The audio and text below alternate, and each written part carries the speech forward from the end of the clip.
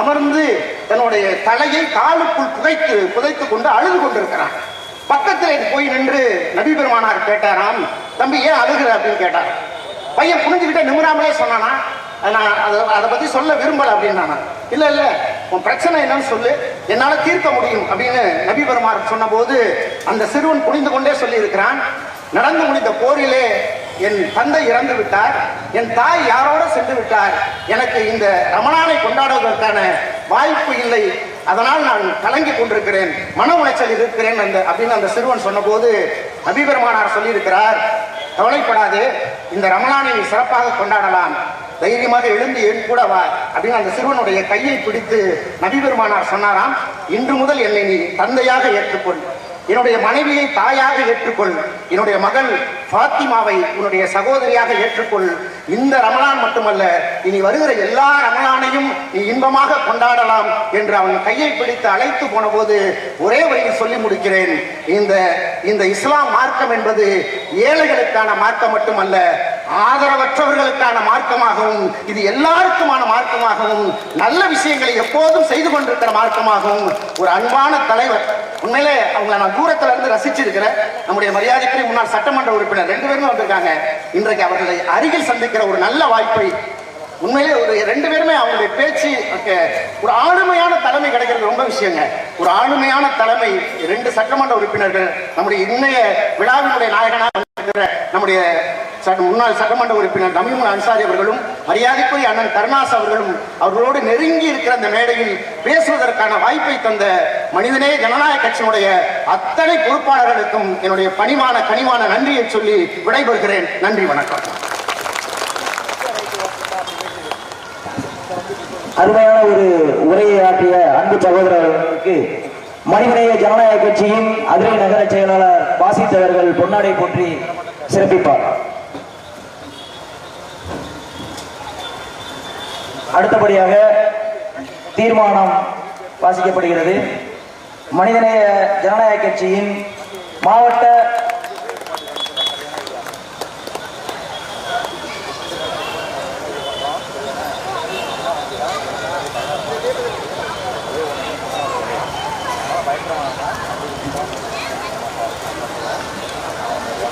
மாணவர் இந்தியா மாவட்ட துணை செயலாளர் அஜீஸ் அவர்கள் தீர்மானம் வாசிப்பார்.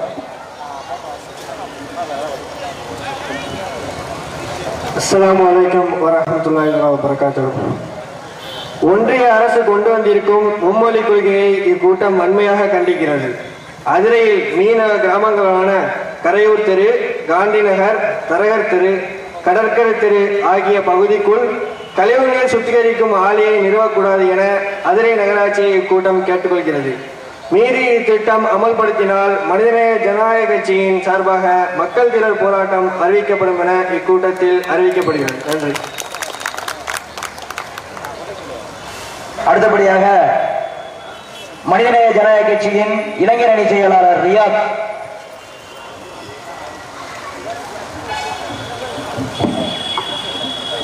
அஸ்ஸலாமு அலைக்கும் வரஹ்மத்துல்லாஹி தஆலா பரக்காத்துஹு. அதிரை பேருந்து நிலைய கடைகளின் முன்பு பக்கவாட்டு பகுதிகளில் ஆக்கிரமிப்பு செய்து உள்வாடகைக்கு விட்டு சாலையில் போக்குவரத்திற்கு இடையூறாக இருக்கும் கூரைகளை அப்புறப்படுத்துமாறு நகராட்சி கூட்டத்துக்கு கேட்டுக்கொள்கிறது. அதிரை பேருந்து நிலையத்தின் அருகில் இருக்கும் மதுபானம் கடைகளை அகற்ற கூட்டம் கேட்டுக்கொள்கிறது. அடுத்தபடியாக மனிதநேய ஜனநாயக கட்சியின் நகர ஐடி விங் செயலாளர் அஸ்கர் அவர்கள். அதிராம்பட்டினம் அரசு மருத்துவமனையின் அவசர சிகிச்சைக்கு இரவு நேரங்களில் மருத்துவர்கள் இல்லாத காரணத்தினால் பட்டுக்கோட்டைக்கு மக்கள் செல்ல வேண்டிய நிலைமை ஏற்படுகிறது. எனவே உடனடியாக 24 மணி நேரமும் மருத்துவரை நியமிக்க இக்கூட்டத்தில் கேட்டுக்கொள்கிறது.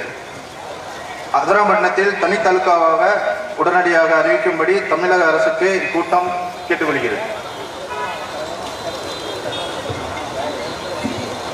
அடுத்தபடியாக முன்னாள் சட்டமன்ற உறுப்பினரும் எங்கள் தலைவரின் கொள்கை சொந்தமும் அநீதிக்கு எதிராக பாயும் புலி முக்குளத்தோர் புலிப்படையின் தலைவர் அண்ணன் சேது கருணாஸ் அவர்களை பேச வருமாறு அன்போடு அழைக்கிறேன்.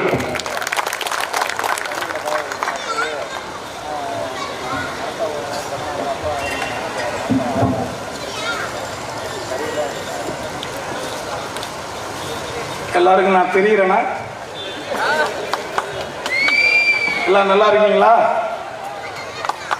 நல்லா இருக்கீங்களான்னு கேட்டேன். தாடி படத்துக்காக வைக்க சொன்னாங்க. பணம் கொடுக்குறாங்கல்ல, நம்ம நடிக்கிற வேலை தானே. காசு கொடுக்குறவன் என்ன சொல்றானோ அதை செய்ய வேண்டியது தானே. இந்த கெட்டப்ல நல்லா இருக்கானா இல்லையா?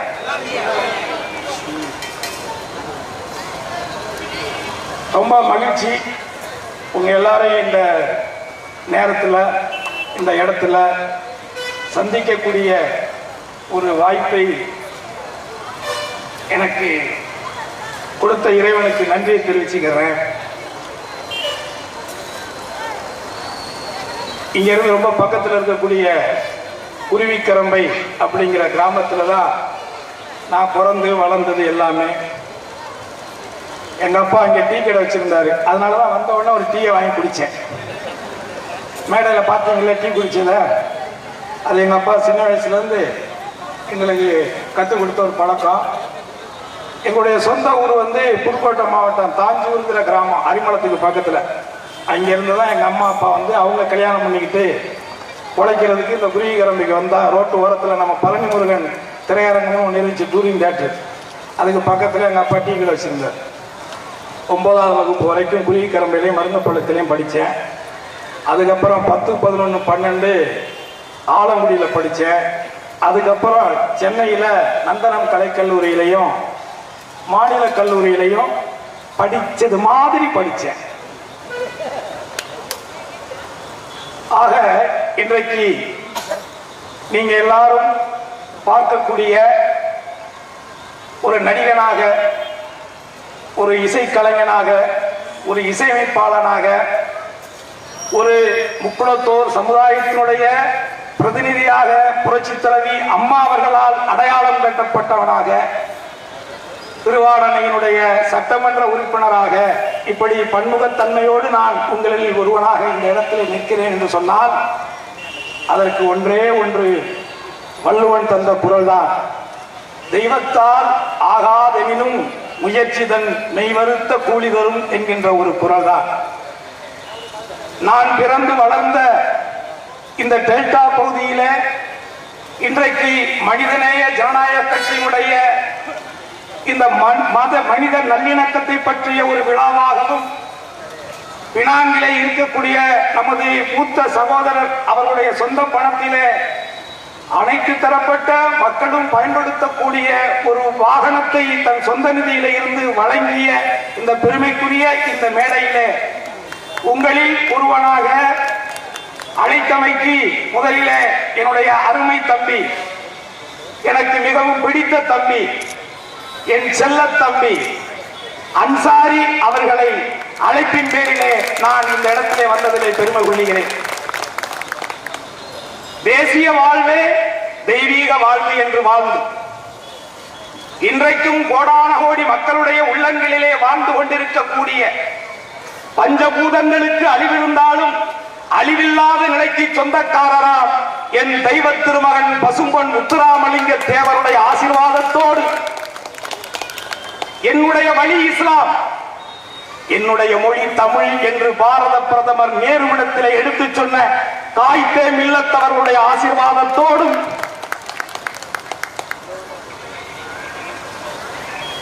இன்றைக்கு நடக்கக்கூடிய செயல்கள் எண்ணங்களை பொறுத்தது. செயல்கள் அனைத்தும் எண்ணங்களை பொறுத்தது.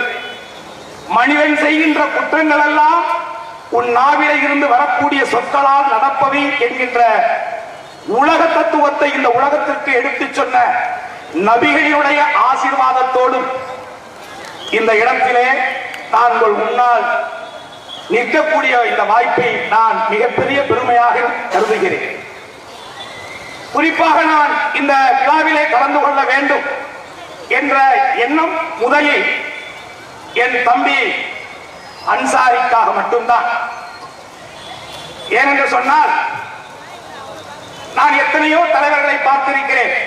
என்னுடைய சிறிய வயதிலே நான் முத்தமிழறிஞர் கலைஞர் அவர்கள், புரட்சி தலைவி அம்மா அவர்கள், இன்றைய முதல்வர் அருமை அண்ணன் மு.க. ஸ்டாலின் அவர்கள், இன்றைய துணை முதல்வர் அருமை சகோதரர் உதயநிதி ஸ்டாலின் அவர்கள் இப்படி மட்டுமல்லாது வெவ்வேறு கட்சி தலைவர்களை எல்லாம் நான் சந்தித்திருக்கிறேன், பழகியிருக்கிறேன். ஆனால் குறிப்பாக இன்றைக்கு இங்க இருக்கக்கூடிய இஸ்லாம் அமைப்பை சார்ந்தவர்கள், எத்தனையோ அமைப்புகள் கட்சிகள் இருந்தாலும் தமிழகத்திலே என்னுடைய சிறிய அறிவுக்கு எட்டியவரை ஒரு உன்னதமான அந்த இஸ்லாம் மார்க்கத்திலே சொல்லி இருக்கக்கூடிய அத்தனையும் ஒழுங்காக கடைபிடித்து எந்த ஒரு சூழலிலும் தன்னுடைய சுயநலத்தை பற்றி யோசிக்காது என்றைக்குமே அடுத்த தலைமுறையாக வரக்கூடிய இந்த இஸ்லாமிய மக்களுடைய எதிர்காலத்திற்குடைய சிந்தனைகளுக்காக மட்டுமே தன் வாழ்நாளை ஒரு இளைஞன் அர்ப்பணித்துக் கொண்டே இருக்கிறான் என்று சொன்னால் அது என் அருமை தம்பி அன்சாரி மட்டும்தான். இதை எங்கே வேண்டுமானாலும் நான் உறக்க சொல்லுவேன். ஏனென்று சொன்னால் உண்மையை சொல்லுவதிலே நான் யாருக்கும் பயப்பட வேண்டிய அவசியம் இல்லை. நான் உண்மையைத்தான் சொல்லுகிறேன். ஒரு மூர்க்கத்தனமான குணங்கள் இருக்கக்கூடிய ஒரு சமூகத்திலே கூட எந்த ஒரு காரியத்தையும் எதிர்கால சந்ததிகளுக்கான சிந்தனைகளை அமைதியாக சமூக நல்லிணக்கத்தோடு சமத்துவத்தோடு அன்பாலே மட்டும்தான் எதையும் சாதிக்க முடியும் என்கின்ற அசைக்க முடியாத நம்பிக்கை உடையவன் என் அருமை தம்பி அன்சாரி அவர்கள் என்பதால் இதை சொல்லுகிறேன்.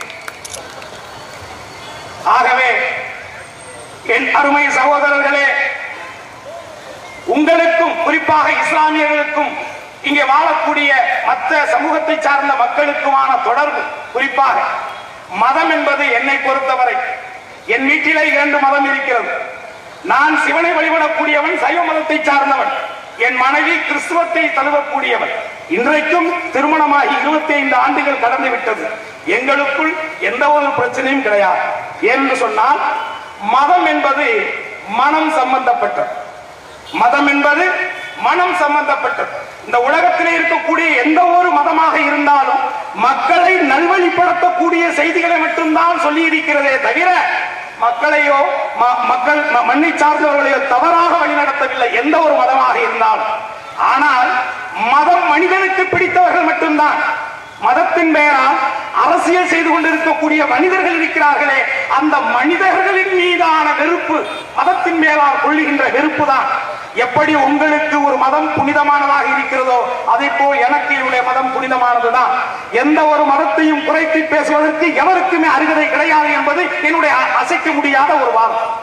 ஆகவே இந்த தருணத்திலே நாம் கிட்டத்தட்ட இந்த சோழ மண்டல மன்னர்கள் வாழ்ந்த இந்த பகுதியிலே சேரமான் பெருமான் என்கின்றவர் அந்த காலத்திலேயே கிட்டத்தட்ட 1000 ஆண்டுகளுக்கு முன்னாகவே சேர மன்னர் வம்சத்திலே பிறந்த அந்த மன்னர் இஸ்லாமை தழுவியிருக்கிறார், மெக்காவுக்கும் சென்றிருக்கிறார் என்பதுதான் வரலாறு.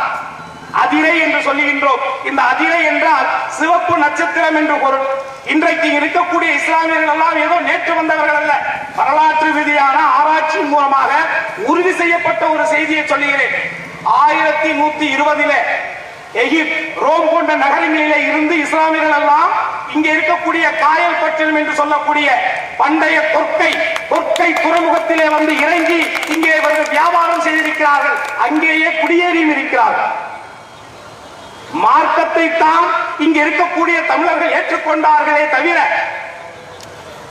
மார்க்கத்தை மட்டும்தான் ஏற்றுக்கொண்டார்களே தவிர வேறு ஒன்றையும் இல்லை என்பதை நீங்கள் புரிந்து கொள்ள வேண்டும், மற்றவர்கள் தெரிந்து கொள்ள வேண்டும்.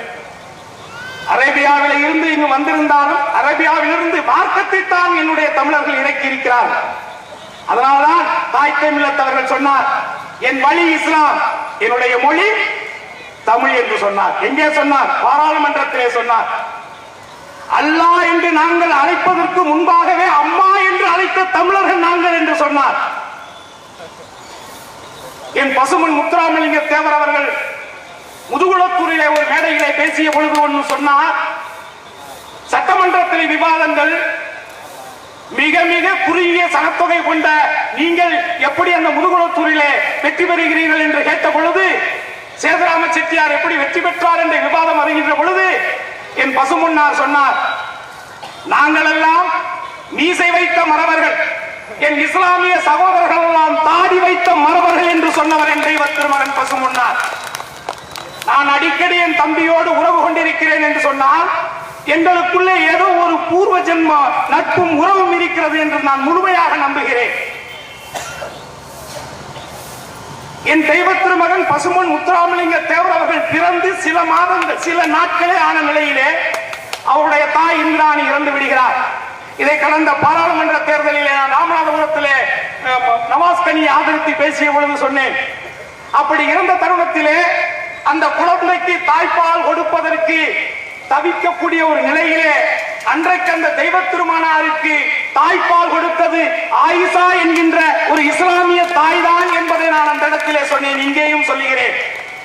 இங்கே மதம் எங்கே இருக்கிறது? இங்கே இருக்கிறது. மதம் என்பது இறுதியாக செல்லுகின்ற அந்த கடலை போல் அன்பை மட்டும்தான் தேடி செல்லுகிறது. அந்த வகையிலே நீங்கள் புராண காலத்திலே எடுத்துக் கொள்ளுங்கள். வேலு நாச்சியார் அவர்கள் வெள்ளையனை எதிர்த்து சண்டையிட்ட காலகட்டங்களிலே அன்றைக்கு அவருக்கு பேர் உறுதியாக இருந்தவர் ஹைதர் அலி தான். அது யாரும் மறுக்க முடியாது. ஹைதர் அலி அவர்கள் கொடுத்த அந்த ஆயுதங்களும் படை வீரர்களையும் கொண்டுதான் உலகத்திலேயே வெள்ளையர்களை எதிர்த்து ஒரு பெண் போரிட்டு இழந்த மண்ணை மீட்டெடுத்த வரலாறுக்கு சொந்தக்காரியாக ஒரு தமிழச்சியாக இன்றைக்கு வரலாற்றிலே நிற்பவள் வேலுநாச்சியார் மட்டும்தான். அந்த வேலுநாச்சிக்கு அன்றைக்கு உதவி செய்தவர் ஹைதர் அலி என்பதை எப்படி நாம் மறக்க முடியும்? எப்படி மறுக்க முடியும்? அதற்கு பிறகு அதற்கு பிறகாக அவருடைய மகன் திப்பு சுல்தான் அவர்களோடும் வேலுநாச்சியார் நட்பு பாராட்டினார். அதற்கு சாட்சியாகத்தான் வேலுநாச்சியார் அவர்கள் திப்பு சுல்தானுக்கு ஒரு புலிக்குட்டியை பரிசாக கொடுத்தார். அதற்கு திப்பு சுல்தான் அவர்கள் அவருடைய தந்தையார் பயன்படுத்திய அந்த வீர வாளை பரிசாக கொடுத்திருக்கிறார். எப்படி வரலாற்றிலே வேலுநாச்சியாருக்கு திப்பு சுல்தானுக்கும் ஒரு சகோதர நட்பு இருந்ததோ, வேலுநாச்சியார் திப்பு சுல்தானுக்கு புலி குட்டியைத்தான் பரிசாக கொடுத்தார். என் அருமை சகோதரன் அன்சாரிக்கு இந்த புலியே கொடுத்து விட்டேன். உன் பின்னால் 1000 கூட்டங்கள் இருந்தாலும் ஒருவன் போதும் உனக்கு பின்னால் நிற்பதற்கு, அவன் இந்த முக்குளத்தோராக இருப்பான் என்பதை இந்த இடத்தில் நான் உறுதியிட்டு சொல்லுகிறேன். நாங்கள் சட்டமன்றத்திலே பலதரப்பட்ட விவாதங்களை பேசியிருக்கிறோம். குறிப்பாக இந்த மதவாத சக்திகள் இவர்களுடைய போக்கு குறிப்பாக எளிமையாக சொல்லுகிறேன். எனக்கு பொய் பேசி பழக்கம் இல்லை, நான் பழகவே இல்லை. ஆனால் ஒருவர் பொய்யை மட்டுமே பேசிக் கொண்டிருக்கிறார். அண்ணாமலை என்பவர் பொய்யை மட்டுமே பேசிக் கொண்டிருக்கிறார். இன்றைக்கு இந்த ஒரு தேசிய ஒரு நாடாக இருக்கக்கூடிய இந்த இந்தியா இன்றைக்கு உலக அரங்கத்திலே எதற்காக இந்த நாட்டின் மீது ஒரு மரியாதை? ஒரு ஜனநாயக நாடு என்பதால் மட்டுமல்ல, பல்வேறுபட்ட மொழிகள் பேசக்கூடிய ஒரு நாடாக, பல்வேறுபட்ட இனங்கள் வாழக்கூடிய ஒரு நாடாக, கலாச்சாரங்கள், பண்பாடுகள், இப்படி பல பல விஷயங்கள் வாழக்கூடிய, ஏற்றுமையிலும் ஒற்றுமையாக வாழக்கூடிய இந்தியா என்பதுதான் உலக அரங்கத்திலே அதற்கான ஒரு மதிப்பும் மரியாதை. ஆனால் அதை இன்றைக்கு திட்டமிட்டு அளிக்கக்கூடிய ஒரு செயலை கடந்த 10 வருடங்களுக்கு மேலாக ஆளுகின்ற மோடியின் தலைமையிலான பிஜேபி அரசாங்கம் செய்து கொண்டே இருக்கிறது என்பதை நாம் உணர்ந்து கொண்டேதான் இருக்கிறோம். இது இந்த நாட்டுக்கு நல்லதல்ல.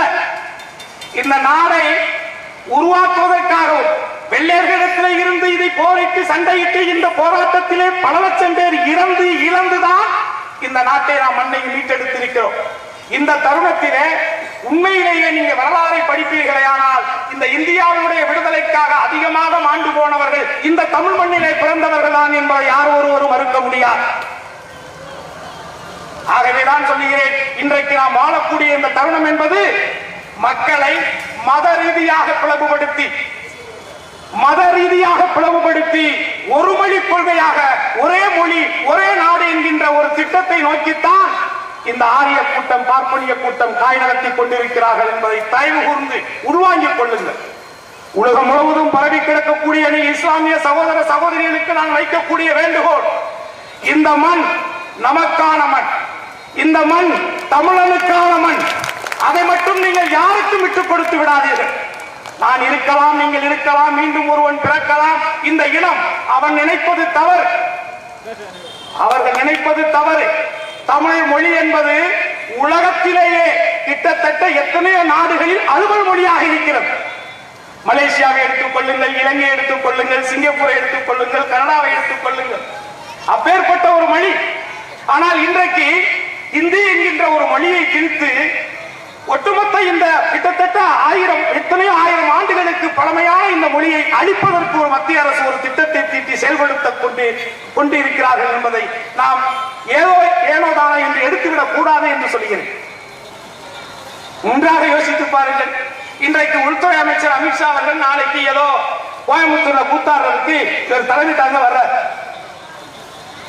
ஆன்மீகத்தை நான் மதிக்கிறேன். ஆன்மீகம் என்ற பெயரிலே சில போலி சாமியார்கள் செய்கின்றதை தான் நாம் எதிர்க்கிறோம். வேற ஒண்ணுமே கிடையாது. இதே ஈசா யோகா என்று நடத்தக்கூடிய இவர், அவர் யோகா மாஸ்டர். யோகா எல்லாருக்கும் நல்லதானே, உடம்பும் எல்லாருக்கும் நல்ல விஷயம். ஆனால் இன்றைக்கு பாருங்கள், யோகா யோகா அதே மாதிரி நார்த் இந்தியாவில் ஒருத்தர், அவர் ஏதோ கம்பெனியெல்லாம் கார்பரேட் கம்பெனியெல்லாம் ஆரம்பிச்சார். அவர் ஒரு யோகா மாஸ்டர். ஆனா யோகாவை வச்சு ஒரு கூட்டத்தை கூட்டி இதே திருச்சியில ஒரு 20 வருடங்களுக்கு முன்பாக அதே ஈசா யோகா நடத்துறவர் 20 வருஷத்துக்கு முன்பாக திருச்சியில 15 ரூபாய்க்கு டிக்கெட் போட்டு ஒரு மண்டபத்தை பிடிச்சி யோகா கற்றுக் கொடுத்ததுக்கு என்னிடத்தில் ஆதாரம் இருக்கிறது. அது ஒரு வியாபாரம் ஆகிவிட்டது. அப்படி வியாபாரத்திற்காக கூட்டப்பட்ட ஒரு கூட்டத்தை தன்னுடைய அரசியலுக்கு பயன்படுத்துவதற்கு திட்டமிடுகிறார்கள் என்பதை நீங்கள் யோசிக்க வேண்டும். இங்கே பிரச்சனையே அதுதான். ஆகவே ஒட்டுமொத்தமாக இன்றைக்கு இருக்கக்கூடிய சூழ்நிலையிலே மிக முக்கியமான ஒரு விடயம் என்னவென்று பார்த்தீர்களேயானால் இருமொழிக் கொள்கை. மும்மொழிக் கொள்கை வேண்டாம் என்று இங்கே முழக்கமிட்டோமே, அது நமக்காக, நமது சந்ததிகளுக்காக. ஏனென்று சொன்னால் இன்றைக்கு தமிழ்நாடு, தமிழ் மொழி, தமிழுக்கென்று ஒரு மாநிலம் இருக்கிறது, மொழிவாரியாக பிரிக்கப்பட்டதற்கு பிறகாக. ஆனால் இந்த இந்தி என்று சொல்லக்கூடிய இந்த மொழிக்கு சொந்தமாக எங்காவது இந்தியாவிலே ஒரு மாநிலம் இருக்கிறதா? 200 ஆண்டுகளுக்கு முன்பாக இந்தியாவிலே அச்சிடப்பட்ட, வெள்ளையர்களால் அச்சிடப்பட்ட பணத்திலே கூட அந்த இந்தி என்பது இல்லை. தயவு கொண்டு புரிந்து கொள்ளுங்கள். இந்தி என்பது சமஸ்கிருத மொழியிலே இருந்து, வேறொரு மொழியிலே இருந்து பிச்சை வாங்கி ஆரியர்களால், ஐயர்களால், பார்ப்பன கூட்டத்தால் உருவாக்கப்பட்ட ஒரு மொழி. அந்த மொழி இன்றைக்கு இந்தியாவிலே பல ஆயிரம் மொழிகளை அழித்து விட்டது. பல மொழிகளை சாப்பிட்டு விட்டது. பேச்பூரி மொழி காணாமல் போய்விட்டது. இப்படி ஒவ்வொரு மொழியாக அழித்து இப்பொழுது இறுதியாக தமிழ்நாட்டிலும் அதை புகுத்தி தமிழையும் அழிக்க வேண்டும் என்பதுதான் அவருடைய நீண்டகால திட்டம். தமிழை அழித்து விட்டால் ஒட்டுமொத்த இந்தியாவிலே அனைத்து மொழிகளும் அழிந்துவிடும். அதற்கு பிறகாக அவர்கள் இன்றைக்கு பாராளுமன்றத்திலே வைத்திருக்கிறார்களே, உலகத்திலே பழக்கத்திலேயே இல்லாத, பேச்சு மொழியாக இல்லாத ஒரு சமஸ்கிருதத்தை இந்தியாவினுடைய அரசியலமைப்பு சட்டத்தை மீறி பாராளுமன்ற வளாகத்தில் வைத்திருக்கிறார்களே, அந்த சமஸ்கிருத மொழியை வைத்து இந்த தமிழ் மொழியை அழிக்க வேண்டும் என்று திட்டமிடுகிறார்கள். இதுதான் அவருடைய நீண்டகால திட்டம். தயவு கூர்ந்து எனது உறவுகளே, நாம் மதத்தின்பால் வேறுபட்டு இருந்தாலும், அவரவர்களுடைய மதத்தின்பால் ஈர்க்கப்பட்டிருந்தாலும், நாம் முதலில் நம்முடைய அடிப்படை, நீயும் நானும் யார்? நம்முடைய தாய்மொழி தமிழ் மொழிதான். இந்த தமிழும் தான் என்னையும் உங்களையும் இந்த இடத்திலே ஒன்று கூடியிருக்கிறது. இன்றைக்கு நாம் பேசுகின்ற இந்த பேச்சுக்கள் எல்லாம் எதிர்கால சந்ததிகள், உங்களுடைய குழந்தைகள், நீங்கள் பெற்ற குழந்தைகள், உங்களுடைய செல்வங்கள், உங்களுடைய சொத்துக்கள் எல்லாம் இந்த மண்ணிலே பாதுகாக்கப்பட வேண்டும் என்று சொன்னால் நாம் மொழியை விட்டுக் கொடுத்து விடக் கூடாது. நமது மொழிதான் நமக்கு முதன்மை என்பதை நாம் உணர்ந்து கொள்ள வேண்டும், அறிந்து கொள்ள வேண்டும். அந்த வகையிலே தேசிய தெய்வீகமே எனது இரு கண்கள் என்று சொன்ன என் தெய்வ திருமானாருடைய வார்த்தைகளுக்கு இணங்காக இன்றைக்கு மாண்புமிகு தமிழக முதல்வர் அருமை அண்ணன் மு.க. ஸ்டாலின் அவர்கள் சொல்லியிருக்கிறார், கல்வியும் மருத்துவமும் எனது இரு கண்கள் என்று சொல்லியிருக்கிறார். நான் சமீபத்திலே ஒரு ஊடகத்திற்கு பேட்டி கொடுத்த பொழுது சொன்னேன், நிச்சயமாக தலைவர் மு.க. ஸ்டாலின் அவர்கள் முதலமைச்சராக இருக்கும் வரை நிச்சயமாக இந்த தமிழ்நாட்டிலே இருமொழி கொள்கை தான் இருக்கும். ஏனென்று சொன்னால் பேரறிஞர் அண்ணா அவர்கள் அன்றைக்கு சொன்னதுதான். இதே தமிழகத்திலே மொழிப்போர் உருவான காலத்திலே, இந்தி எதிர்ப்பு ஊர்வலங்கள் நடத்தப்பட்ட காலத்திலே அவர் சொன்ன ஒரு வாசகம் தான். ஒரு நண்பர் சொல்லுகிறார், ஏன் நீங்கள் இந்தி எதிர்க்கிறீர்கள்? வெறும் 3 மாதத்திலே நீங்கள் கற்றுக்கொள்ளலாம் என்று சொன்னார். அதற்கு அண்ணா சொன்னாராம், 3 மாதத்துக்கு மேலாக கற்றுக்கொள்வதற்கு அந்த இந்தியிலே என்ன இருக்கிறது என்று சொன்னார். அது ஒரு மட்டமான, அது ஒரு குறுக்குத்தனமான, ஒரு வெள்ளைக்கார, ஏதோ ஒரு ஸ்காட்லாந்துக்காரன் உருவாக்கின ஒரு மொழி அது. ஆகவே நாம் நிச்சயமாக இந்த தருணத்திலே நமது ஜனநாயக உணர்வோடு இருக்கக்கூடிய இந்த கூட்டத்திலே எனது அருமை சகோதரன், என் அருமை தம்பி அன்சாரி கலந்து கொள்ளக்கூடிய இந்த கூட்டத்திலே அவன் உங்களிடத்திலே நிறைய திட்டங்களையும் எதிர்கால சிந்தனைகளையும் தனக்கான அங்கீகாரத்தை ஒட்டுமொத்த இஸ்லாமிய மக்களுக்கான எனக்கு நான் முக்குளத்தோர் எனக்கு ஒரு பதவி சீட்டு கொடுத்தார்கள் புரட்சி தலைவி அம்மா. சட்டமன்றத்தில் நான் பேசினேன். நான் ஜாதியவாதி அல்ல, நான் அரசியல்வாதியும் அல்ல, நான் அரசியல்வாதி அல்ல, ஆனால் சமுதாயவாதி. சமுதாய ரீதியாகத்தான் எனக்கு அந்த வாய்ப்பை கொடுத்தார்கள். அந்த அடிப்படையிலே நிச்சயமாக வரக்கூடிய சட்டமன்ற தேர்தலிலே நிச்சயமாக தமிழ் அன்சாரி அவர்களுக்கு ஒட்டுமொத்த இஸ்லாமியருடைய பிரதிநிதியாக அவன் தேர்தலிலே போட்டியிடுவதற்கான வாய்ப்பு கிடைக்கும். அப்படி ஒரு வாய்ப்பு கிடைக்கும் பொழுது ஒட்டுமொத்த இஸ்லாமியர்களும் ஒன்றாக இணைந்து எத்தனை அமைப்புகளாக நீங்கள் இருந்தாலும் நீங்கள் இந்த விடயத்திலே மற்றதையெல்லாம் விட்டுக் கொடுத்து விட்டு ஒட்டுமொத்தமாக ஒரு உணர்வோடு ஒன்றாக இணைந்து என் அருமை தம்பி அன்சாரியை வெற்றியடை செய்து அவனை சட்டமன்றத்திற்கு அனுப்பி உங்களுடைய பிரதிநிதியாக உங்களுடைய குரலாக அவனுடைய குரல் அந்த சட்டமன்றத்திலே ஒலிக்க வேண்டும் என்று என்னுடைய ஆசையும் உங்களிடத்திலே கூறி அதற்கு துணையாக இந்த முக்குளத்தோராகிய என்னுடைய குரலும் இந்த புலிப்படையின் குரலும் அதே சட்டமன்றத்திலே என்றைக்கும் உங்களுக்காக ஒலிக்கும் என்பதையும் கூறி, ஒருவேளை இந்த இந்தியாவிலே இந்த ஆரிய கூட்டம் மற்ற மதங்கள் சார்ந்த மக்கள் வாழாத ஒன்றை உருவாக்க வேண்டும் என்று நினைத்தால் ஒட்டுமொத்தமாக இந்தியாவிலே இன்றைக்கு இருக்கக்கூடிய மிக மிக மிக குறுகிய ஒரு மக்கள் தொகை உள்ள ஒரு கூட்டம் தான், ஒரு ஆரிய கூட்டம் தான் இன்றைக்கு எல்லாவற்றையும் செய்து கொண்டிருக்கிறது. அது எல்லோருக்கும் தெரிந்ததுதான். ஆனால் அவர்கள் ஒரு மொழி ஒரு மதம் என்பதை ஒரு இந்தியாவை உருவாக்க வேண்டும் என்று முயற்சி செய்கிறார்கள். ஒட்டுமொத்த ஒன்றியங்கள் கலந்த பல மாநிலங்கள் கலந்த ஒரு நாடாக இருக்கக்கூடிய ஒரு நாட்டை, ஒரு தேசத்தை அண்ணல் அம்பேத்கர் அவர்கள் எழுதிய அந்த அரசியல் சாசனத்தை எதிர்த்து மீறி ஒரு செயலை செய்வதற்கு துடித்துக் கொண்டிருக்கிறார்கள். ஒருவேளை அந்த RSS கூட்டமும் அந்த பிஜேபி கூட்டமும் அப்படி ஒன்றை செய்வதற்கு முன்வந்தால் அந்த இஸ்லாமை ஏற்றுக்கொள்வதை கூட நான் தயங்க மாட்டேன். எனக்கு இந்த மண் முக்கியம், இந்த மொழி முக்கியம், என் இனம் முக்கியம், என் தமிழ் இனம் எனக்கு முக்கியம். அந்த தமிழ் இனத்திற்காக எதையும் செய்வதற்கு, ஏனென்று சொன்னால் இந்த மண்ணுக்காக மொழிக்காக மாண்டு போனவர்கள் எத்தனை பேர் இருந்தாலும் அதில் அதிகமாக இழந்தவர்கள் இந்த முக்குளத்தோர் மட்டும்தான் என்பதை என்னால் உறுதியிட்டு சொல்ல முடியும். இங்க இருக்கக்கூடிய மரக்காயர்களாக இருக்கட்டும், ராவுத்தர்களாக இருக்கட்டும், எல்லாம் எங்களுடைய மார்க்கத்தில் இருந்து மார்க்கம் தேடி சென்றவர்கள் தான் என்பதை யாரும் மறுக்க முடியாது.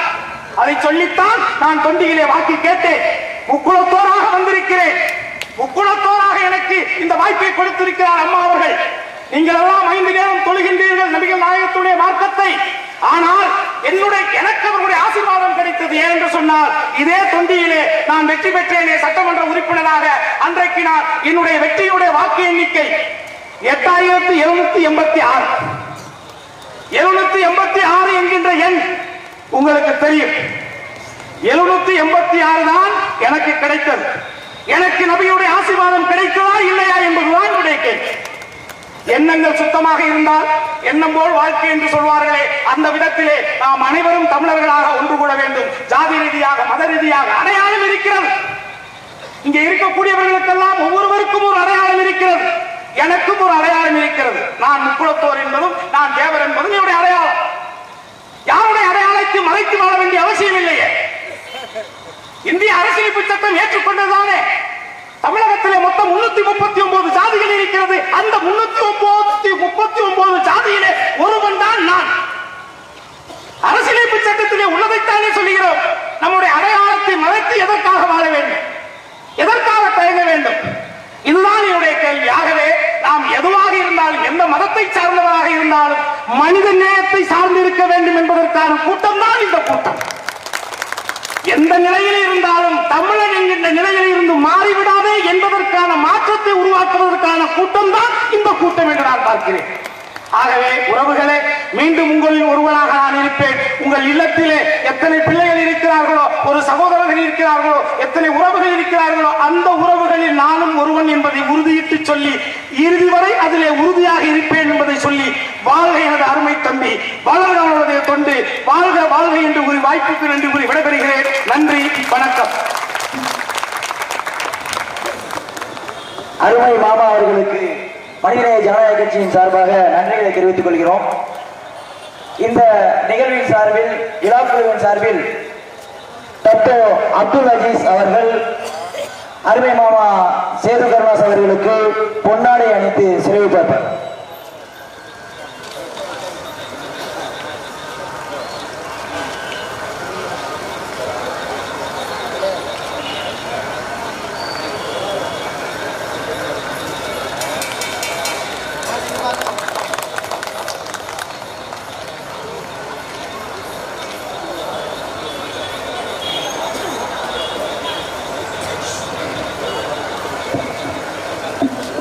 அடுத்தபடியாக தமிழகத்தின் தலையெழுத்தை தீர்மானிக்கும் சக்தியாக தமிழக சட்டசபையில் சமூகத்தின் குரலாக கோரிக்கைகளை ஒலித்த உத்தம அரசியலாய் நாளைய அரசியலை அசைக்க முடியாத அங்கமாய் சமூகத்தின் குரலாய் நிழலாய் உறவாய் அரசியலை தூய வடிவாய் எங்களுக்கெல்லாம் ஒரு ஆசிரியராய் எங்களை போன்ற மாணவர்களை உருவாக்கி வரும் நாளைய சட்டசபையின் சரித்திர நாயகர் அண்ணன் தமீமுன் அன்சாரி அவர்களை வெண்கல குரலால் கோரிக்கைகளை வெல்ல கர்ச்சிக்க வருமாறு அழைக்கிறோம்.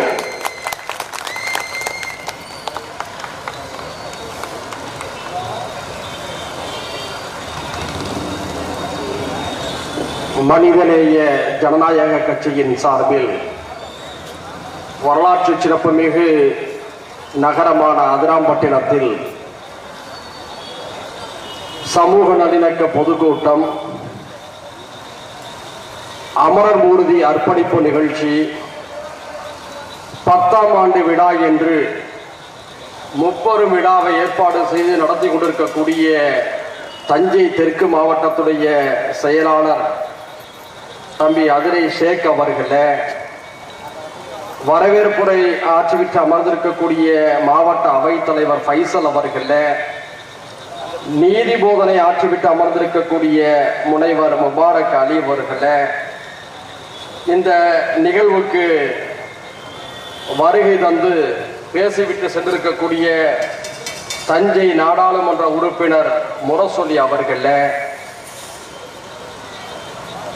இந்நிகழ்வுக்கு வருகை தந்திருக்கக்கூடிய சீர்மரபினர் உரிமை மீட்பு இயக்கத்துடைய மாநில ஒருங்கிணைப்பாளர் திரு நாரைக்கிணறு ரா சீனி பாண்டியன் அவர்களே, விடுதலை சிறுத்தைகள் கட்சியின் மண்டல தலைவர் திரு சதா சிவகுமார் அவர்களே, பட்டிமன்ற நடுவர் தமிழ் ஏந்தல் திரு அண்ணா சிங்கார வேலு அவர்களே, இந்த நிகழ்வில் முன்னிலை வகித்திருக்கக்கூடிய துணை பொதுச் செயலாளர் நாச்சிக்குளம் தாஜிதீன் அண்ணன் அவர்களே, மாநில செயலாளர்கள் நாகை முபாரக் மற்றும் வல்லம் அகமது கபீர் அவர்களே,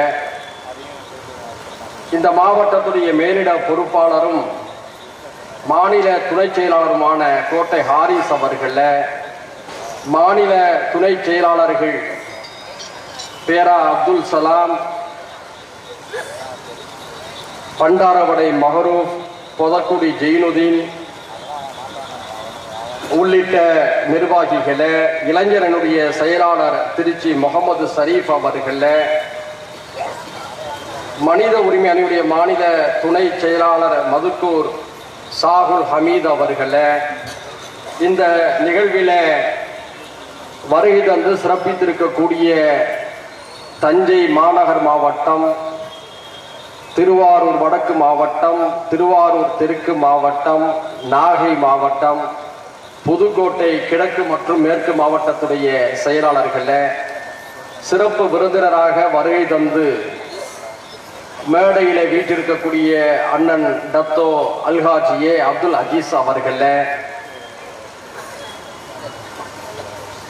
மனிதநேய ஜனநாயக கட்சியின் தகவல் தொழில்நுட்ப அணியுடைய மாநில செயலாளர், இந்த நிகழ்ச்சியெல்லாம் காட்சிப்படுத்தி கொண்டிருக்கக்கூடிய குழுவிற்கு வழிகாட்டியாக இருக்கக்கூடிய தம்பி ஆத்துர் ரஹ்மான் அவர்களே, மனிதநேய ஜனநாயக கட்சியின் ஆற்றல் மிகு பொதுச் செயலாளர் அண்ணன் மௌலா நாசர் அவர்களே, எனக்கு முன்பாக புலி என உரிமை விட்டு சென்றிருக்கக்கூடிய முக்குளத்தோர் புலிப்படையுடைய தலைவர் அருமைக்குரிய பாசத்துக்குரிய அண்ணன் சேது கருணாஸ் அவர்களே, இந்த நிகழ்வுக்கு வருகை தந்து சிறப்பு சேர்த்திருக்கக்கூடிய சிறப்பு அழைப்பாளர்களே, கௌரவ விருந்தினர்களே, இந்த நிகழ்வுக்காக சிறப்பான முறையில் களப்பணிகளை ஆற்றிவிட்டு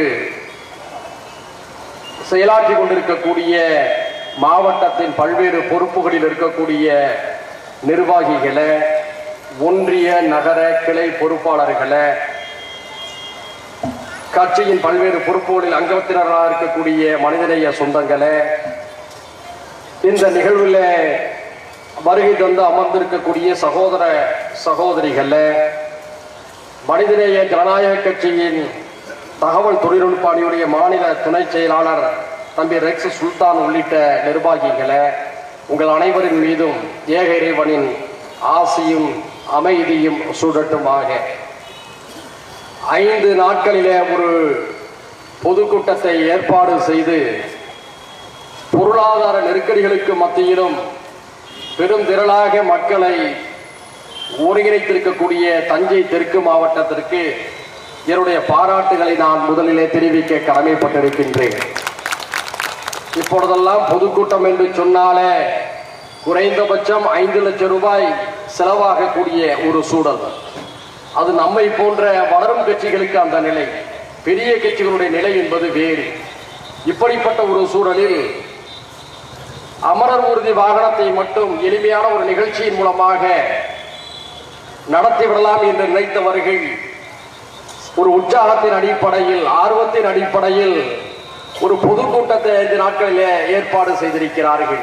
உங்களுடைய நம்பிக்கை வீண் போகவில்லை. அதிராம்பட்டினம் என்பது ஒரு சிறப்புக்குரிய, பல்வேறு தரப்பட்ட மக்களும் ஒற்றுமையாக வாழக்கூடிய ஒரு ஊர்.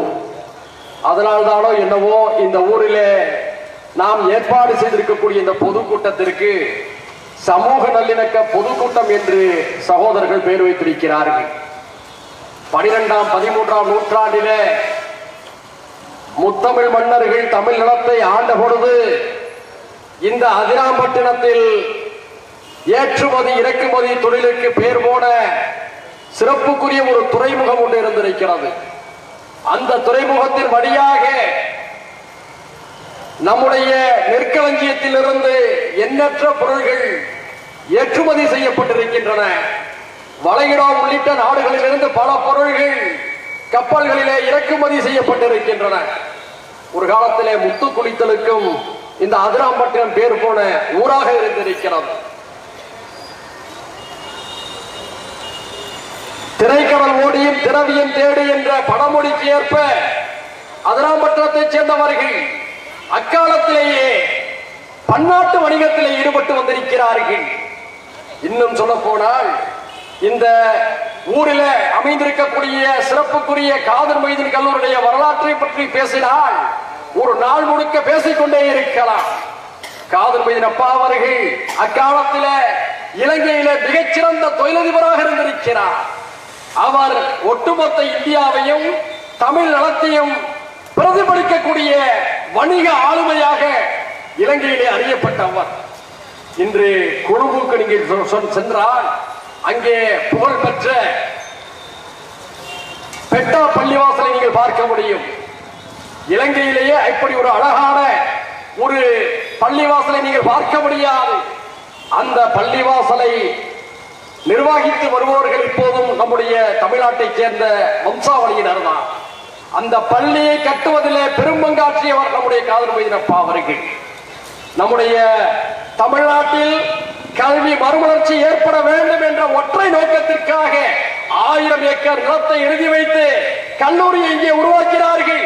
அந்த கல்லூரியில் படித்தவர்கள் தான் இன்று அமெரிக்காவிலும் ஐரோப்பாவிலும் ஆஸ்திரேலியாவிலும் ஆசியாவின் பல நாடுகளிலும் மிகப்பெரிய அந்தஸ்து மிக்கவர்களாக, தொழில் வல்லுநர்களாக, அறிவுஜீவிகளாக இருக்கிறார்கள்.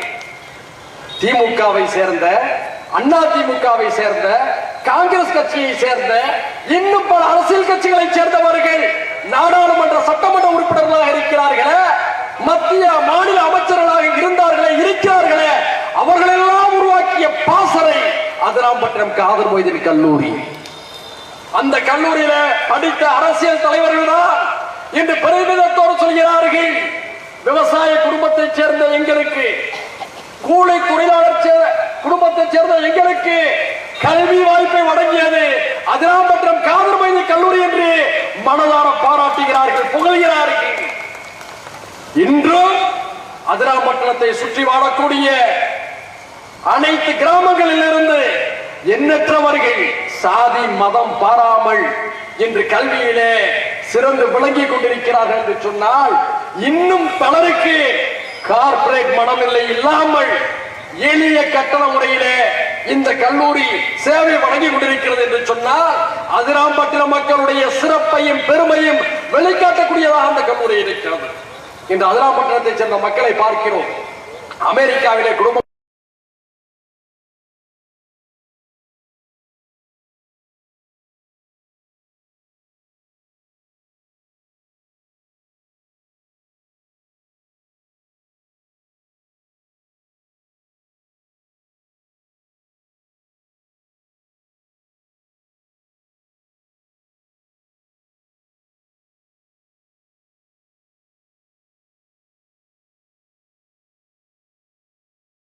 ஜனநாயக கட்சியை அங்கீகரித்த காரணத்தினால்தான் இங்கே வலுவான ஒரு அரசியல் பேரியக்கமாக மனிதநேய ஜனநாயக கட்சி வளர்ந்திருக்கிறது.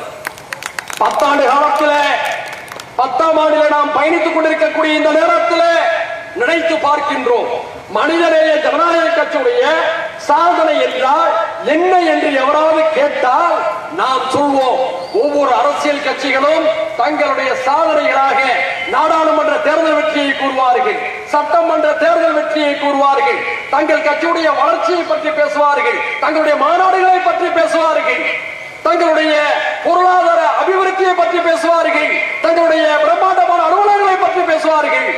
மனிதநேய ஜனநாயக கட்சியை பார்த்து உங்களுடைய சாதனை என்று யாராவது என்ன என கேள்வி எழுப்பினால் நாங்கள் உரத்து முடக்குவோம், தமிழ்நாட்டிலே மத நல்லிணக்கத்தை ஏற்படுத்தி இருக்கின்றோமே அதுதான் எங்களுடைய விலைமதிக்க முடியாத சாதனை என்று சொல்வோம். ஏதாவது ஊரிலே ஒரு பதட்டம் என்றால், ஏதாவது ஒரு ஊரிலே குழப்பம் என்று சொன்னால், அதிகாரிகள் திணறக்கூடிய நேரத்தில் என்ன செய்யலாம் என்று அவர்கள் தடுமாறக்கூடிய நேரத்தில் ஒரே ஒரு விஷயத்தை எல்லோரும் முணுமுணுப்பார்கள், இந்த ஊரில் மனிதநேய ஜனநாயக கட்சி இருக்கிறதா என்று கேட்கிறார்கள். மனிதநேய ஜனநாயக கட்சி இருந்தால் பதற்றத்தை தணிக்கக்கூடிய பொறுப்பை அவரிடம் வழங்குவோம் என்று கூறுகிறார்கள். அதுதான் நம்முடைய விலைமதிப்பற்ற சாதனை. இன்று அண்ணன் கருணாஸ் அவர்கள் இருக்கிறார், அண்ணன் தனியரசு அவர்கள் இருக்கிறார். நாங்கள் 3 பேரும் நாங்கள் சார்ந்த சமூகத்துடைய பிரச்சனைகளை பேசியதை விட மொத்த தமிழினத்துடைய சமூக நீதி பிரச்சனைகளை தான் அதிகமாக பேசியிருக்கின்றோம். நாங்கள் 3 பேரும் தொடாத பிரச்சனைகள் இல்லை.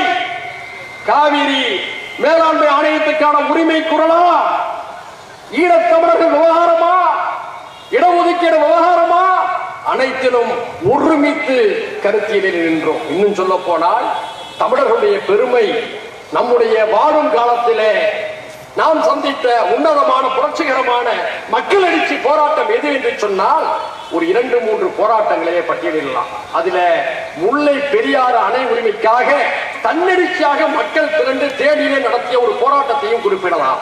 ஆனால் அதையெல்லாம் கடந்து முழு தமிழகத்தையும் பெருமை கொள்ள செய்தது, எழுச்சி கொள்ள செய்தது எது என்று சொன்னால் ஜல்லிக்கட்டு போராட்டம் தான். பெரிய கட்சிகள் தமிழ்நாட்டில் இருக்கிறார்கள், நம்மோடு நட்போடு இருக்கிறார்கள், நாம் அவரோடு நட்போடு இருக்கிறோம், யாரும் கோபித்துக் கொள்ள மாட்டார் என்பதற்காக சொல்கிறேன்.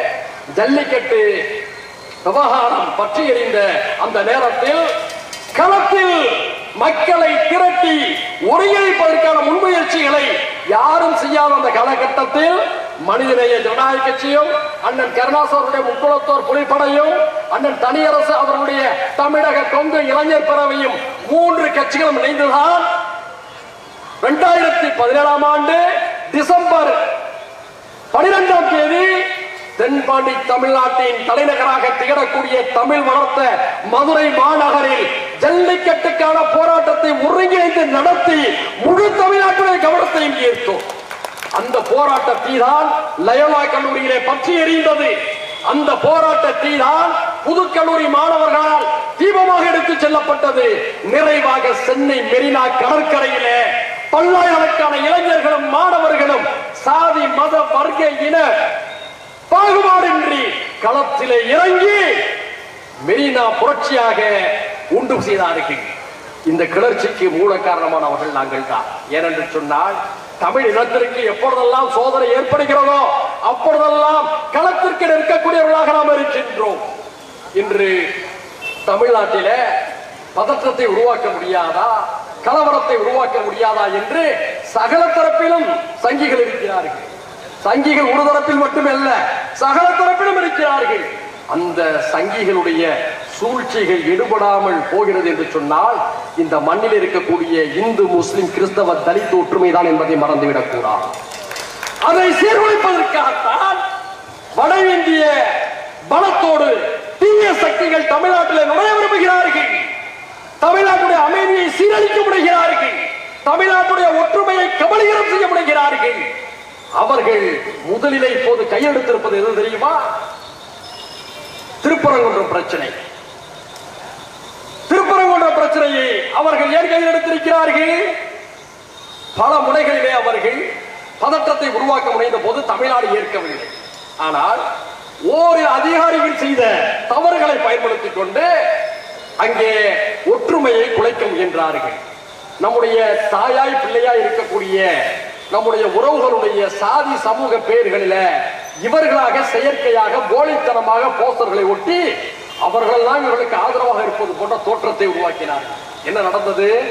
திருப்பரங்குன்றம் மலையை சுற்றியுள்ள அந்த மலையில் வாடக்கூடிய இந்துக்களும் முஸ்லிம்களும் தெளிவா ஒண்ணு சொன்னாங்க, தயவு செய்து வெளியூருக்காரங்க யாருமே இங்க வராதீங்க, நாங்கெல்லாம் இங்க ஒற்றுமையா இருக்கிறோம், எங்க ஒற்றுமையை நீங்க கெடுத்து விடாதீங்க என்று சொன்னார்கள். இந்த நேரத்தில் தமிழ் சமூகத்துடைய இணக்கத்தை நாம் பார்க்கின்றோம், ஒற்றுமையை பார்க்கின்றோம். இதை ஏன் நான் திரும்ப திரும்ப சுட்டிக்காட்டுகிறேன் என்று சொன்னால், இந்த நிகழ்ச்சியே சமூக நல்லிணக்க பொதுக்கூட்டம்.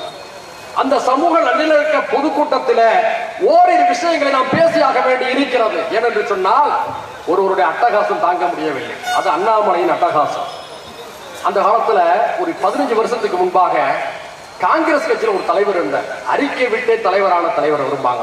அவர் தான் வாடப்பாடி ராமமூர்த்தி.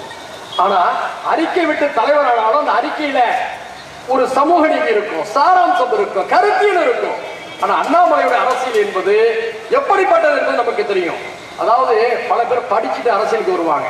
இவர் மட்டும் தான் அரசியலுக்கு வந்து நான் படிக்க போறேன்னு 6 மாசம் லண்டனுக்கு போனார். அங்க என்ன நடந்துன்னு தெரியல. லண்டனுக்கு போயிட்டு திரும்பி வந்தாரு. திரும்பி சாப்பிட்டாலும் அடிக்க நிக்கிறாரு. உடனே எஸ்வி சார் சொன்னாரு, இவருக்கு பதவி கொடுத்தவங்க முதல்ல சாப்பிட்டாலும் அடிக்கிறேன். நம்ம சொல்லல, எஸ்வி சார். இந்த அண்ணாமலை தமிழ்நாட்டுடைய அமைதியை சீர்குலைக்கக்கூடிய வேலைகளை செய்து கொண்டிருக்கிறார். இவருக்கு யார் பதிலடி கொடுப்பது? நாம் யாரும் பதிலடி கொடுக்க வேண்டிய அவசியம் இல்லை. நம்மோடு தாயாய் பிள்ளையாய் இருக்கக்கூடிய இந்து பெருங்குடி உறவுகள் தான் அவர்களுக்கு பதிலடியை தந்து கொண்டிருக்கிறார்கள். நீங்க எவ்வளவுதான் நீங்க சூழ்ச்சிகளை செய்தாலும் தமிழ்நாட்டு மக்களுடைய ஒற்றுமை உங்களால் கெடுத்து விட முடியாது. அது மட்டுமல்ல, இப்போ திராவிட மாடல் அரசுடைய சாதனை என்று சொல்கிறோம் அல்லவா, இந்த தமிழ்நாட்டு கலாச்சாரத்தை, கேரள கலாச்சாரத்தை இப்பொழுது வட இந்தியா ஏற்றுக்கொள்ள தொடங்கி இருக்கிறது. எப்படி என்று சொன்னால், கடந்த 10 நாட்களாக நினைக்கின்றேன், கும்பமேளா நடைபெற்று வருகிறதா இல்லையா? அந்த கும்பமேளாவுக்கு இந்து சமூகத்தின் மீது, கடவுளின் மீது பக்தி இருக்கக்கூடிய நம்முடைய உறவுகள் எல்லாம் செல்கிறார்கள். பாருங்க, ஏதாவது ஒரு சின்ன தீங்கு நடந்துச்சுன்னா அதை பெரிதுபடுத்தக்கூடியவர்கள் அந்த கும்பமேளாவில் நடக்கக்கூடிய பல நல்ல விஷயங்களை ஏழோ வெளிக்காட்ட மறுக்கிறார்கள். கும்பமேளாவுக்கு அந்த பிரக்யாராஜ் என்ற பகுதிக்கு அலை அலையாக இந்து சமுதாய உறவுகள் செல்கின்ற பொழுது அவர்கள் பல பயண நெருக்கடிகளை சந்திக்கிறார்கள். ஒழுங்கான உணவு இல்லை, ஒழுங்கான தண்ணீர் இல்லை, ஒழுங்கான இருப்பிடம் இல்லை. பாருங்கள், எந்த அயோத்தியை வைத்து இவர்கள் வன்முறை செய்தார்களோ அந்த அயோத்தி சுற்று வட்டாரத்தை சேர்ந்த முஸ்லிம்கள் எங்களுடைய விருந்தினர்களே வருகை என்று தங்களுடைய வீடுகளிலே பதாகையை வைத்திருக்கிறார்கள். அது மட்டுமல்ல, தங்களை அந்த யாத்திரிகளுக்கு லாட்ஜி கிடைக்கல, ஒரே நேரத்தில் லட்சக்கணக்கில் குவியும் போது வாய்ப்பு கிடைக்கிறது அல்லவா, அங்குள்ள முஸ்லிம்கள் தங்களுடைய வீடுகளை திறந்துவிட்டு எங்களுடைய வீடுகளிலே வந்து தங்குங்கள் என்று சொல்லியிருக்கிறார்கள். அது மட்டுமல்ல, வரக்கூடிய இந்து சமுதாய யாத்திரியர்கள் முழுக்க முழுக்க சைவம் சாப்பிடுவோர்கள் என்ற காரணத்தினால் அவர்கள் வீடுகளிலும் அசைவம் சமைக்காமல் சைவத்தை சமைத்து வண்டி வண்டியாக சக்தியாக உணவுகளை தயாரித்து அவர்கள் தங்களுடைய விருப்பத்தின் பேராலே வணங்கி கும்பமேளாவுக்கு வந்தவருடைய உள்ளங்களை எல்லாம் வென்றிருக்கிறார்கள். இத சமூக வலைதளங்கள்ல அங்கு போன இந்து சமுதாய உறவுகள் எங்களை கும்பமேளாவுக்கு வந்த பொழுது அரசு உபசரித்ததோ இல்லையோ, எங்கள் தேவைகளை அவர்கள் நிறைவேற்றி கொடுத்தார்களோ இல்லையோ, அங்குள்ள முஸ்லிம்கள் எங்களுக்கு இடம் தந்தார்கள், உணவு தந்தார்கள், குடிநீர் தந்தார்கள், எல்லா விதமான ஒத்துழைப்புகளையும் தந்தார்கள் என்று சமூக வலைதளங்களிலே பதிவிடுகிறார்கள். நான் அண்ணன் கருணாசை கேட்கிறேன், அண்ணன் பட்டிமன்ற நடுவரை கேட்கிறேன், இன்னும் பல நண்பர்கள் வந்திருக்கீங்க, யாராவது செய்தியை படிச்சீங்களா? யாராவது வெளிக்காட்டுறானா? ஏன்னா இப்படிப்பட்ட ஒற்றுமையான செய்திகள் வெளிப்பட்டு விடக் கூடாது என்பதிலே சிலர் தெளிவாக இருக்கிறார்கள். இதை ஏன் நான் சுட்டிக்காட்டுகிறேன் என்று சொன்னால், தமிழ்நாட்டில் இத்தகைய பண்பாடுகள் உண்டு. எனக்கு ஓரிரை கொள்கிற நம்பிக்கை, அண்ணன் கருணாஸ் அவர்களுக்கு இந்து மதத்திலே நம்பிக்கை, அவரது மனைவிக்கு கிறிஸ்தவ மதத்திலே நம்பிக்கை, பல அபிப்பிராயங்கள்.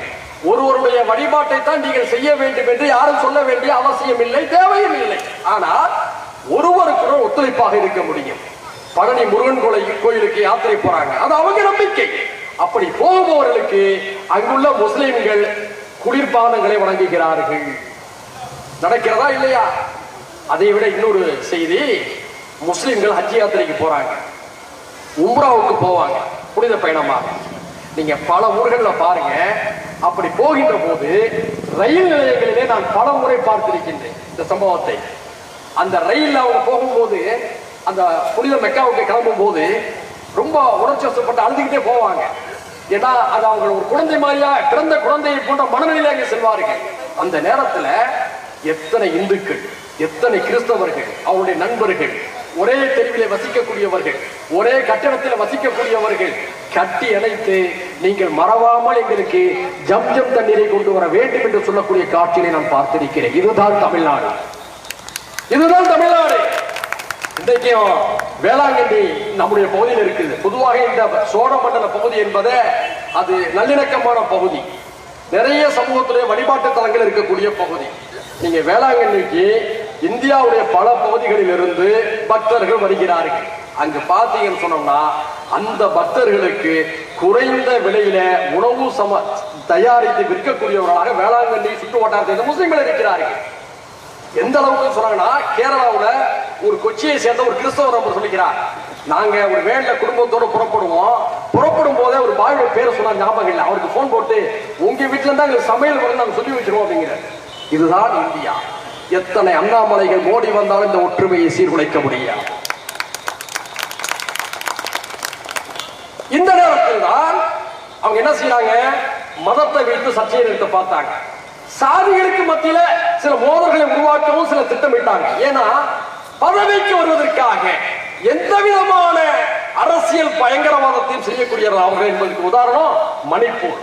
நம்முடைய சொந்த நாட்டில் நம்முடைய சொந்த மக்களுக்கு மத்தியில முதலமைச்சர் பதவியை தக்க வைக்க வேண்டும் என்பதற்காக ஒரே மொழியை பேசக்கூடிய மணிப்பூர் மக்களை இரண்டாக பிரித்து அவர்களுக்கு மத்தியிலே மோதலை ஏற்படுத்தி அந்த பதற்றத்தின் வழியாக ஒரு தரப்பை தங்களுக்கு சாதகமாக்கக்கூடிய தரங்கட்ட கொலைகார அரசியலை செய்து கொண்டு போட்டு வருகிறது.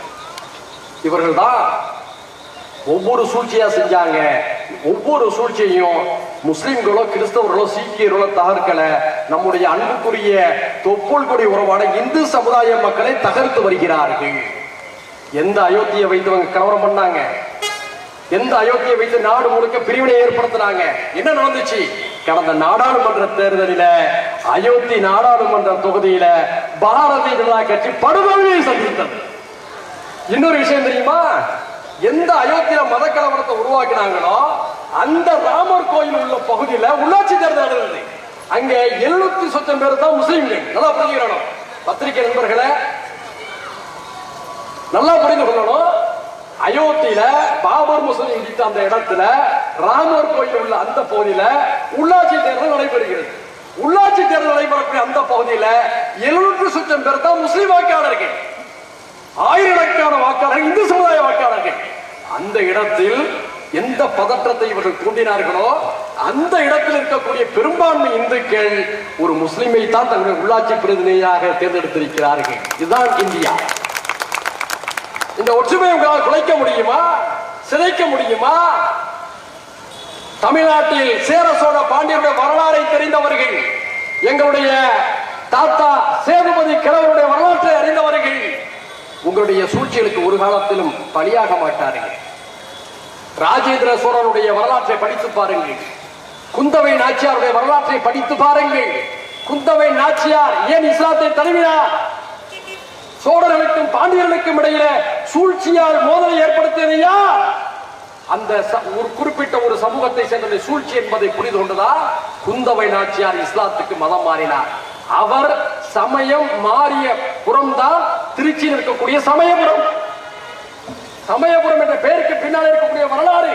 சோழ இளவரசி குந்தவை நாச்சியார், சமயம் மாறியபுரம் சமயபுரம். இந்த வரலாற்றை யாராவது நிராகரிக்க முடியுமா?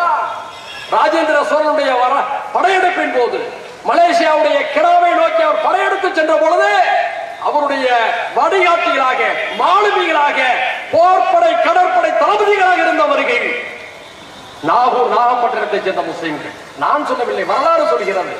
தஞ்சாவூர் பெரிய கோயிலுடைய கல்வெட்டுகளிலே முஸ்லிம்களுக்கும் சோழர்களுக்கும் இருக்கக்கூடிய உறவுகள் பொறிக்கப்பட்டிருக்கிறது.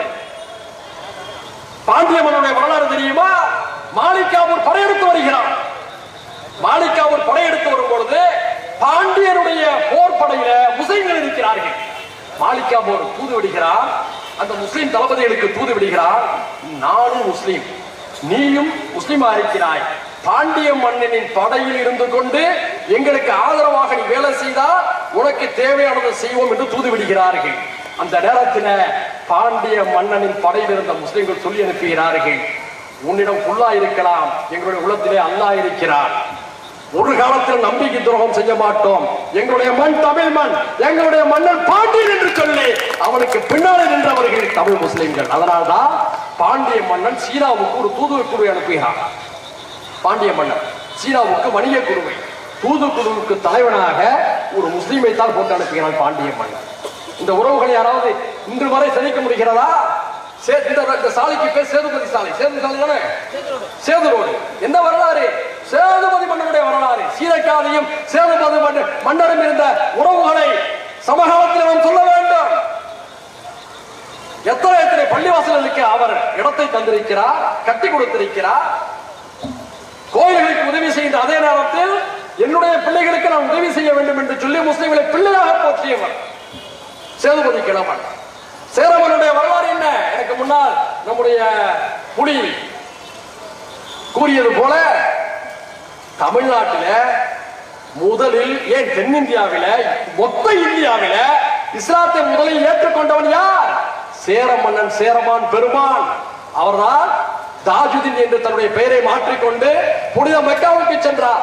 திரும்பி வருகின்ற வரையில் ஓமன் என்ற நாட்டில் சலாலா என்ற மலைப்பகுதியில் அவர் தங்கியிருந்த போது நோயாய்ப்பட்டு அங்கே இறந்து போகிறார். இன்றும் சலாலாவில் அவருடைய கல்லறை இருக்கின்றது.